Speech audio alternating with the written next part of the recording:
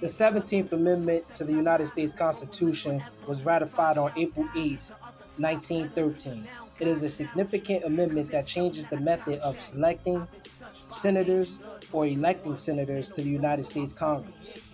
The Senate of the United States shall be composed of two senators from each state, elected by the people thereof for 6 years, and each senator shall have one vote.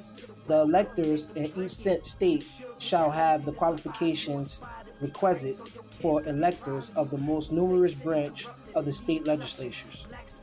When vacancies happen in the representation of any state in the Senate, the executive authority of such state shall issue writs of election to fill such vacancies, provided that the legislature of any state may empower the executive thereof to make temporary appointments until the people fill the vacancies by elections as the legislature may direct.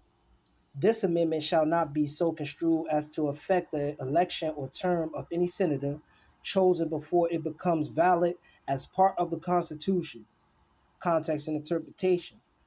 The 17th Amendment made several significant changes to the process of selecting and appointing senators. 1. Direct election of senators, qualifications for electors, filling vacancies, grandfather clause.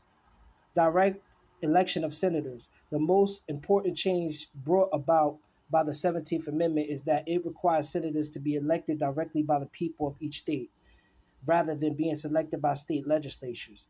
Each senator serves a 6 year term. Qualifications for electors. The amendment specifies that the electors, voters in each state must meet the qualifications required for electors of the most numerous branch of the state legislatures. In practice, this means that those eligible to vote for members of the lower house of the state legislature are also eligible to vote for senators. Fill in vacancies.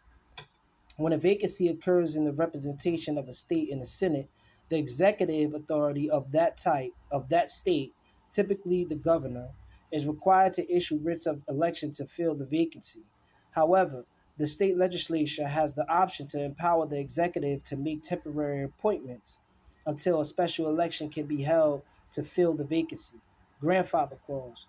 The 17th Amendment includes a clause that ensures it does not affect the election or term of any senator chosen before the amendment became part of the Constitution.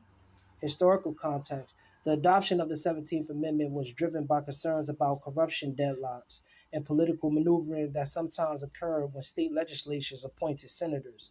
The amendment aimed to make the Senate more directly accountable to the people and reduce the influence of political machines and party bosses in the selection of senators. Legal and social impact. The 17th Amendment has had a profound impact on the composition of the United States Senate.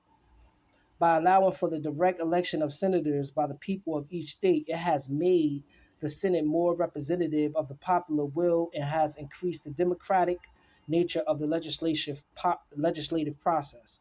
The amendment has also contributed to changes in campaign finance, as senators now campaign for election to secure their seats. Additionally, it has altered the dynamics of Senate elections, as senators must appeal to a broader electorate within their states. Modern significance. The 17th Amendment continues to govern the selection and election of senators in the United States.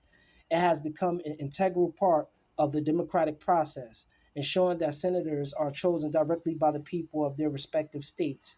In summary, the 17th Amendment to the United States Constitution mandates the direct election of senators by the people of each state, rather than their selection by state legislatures.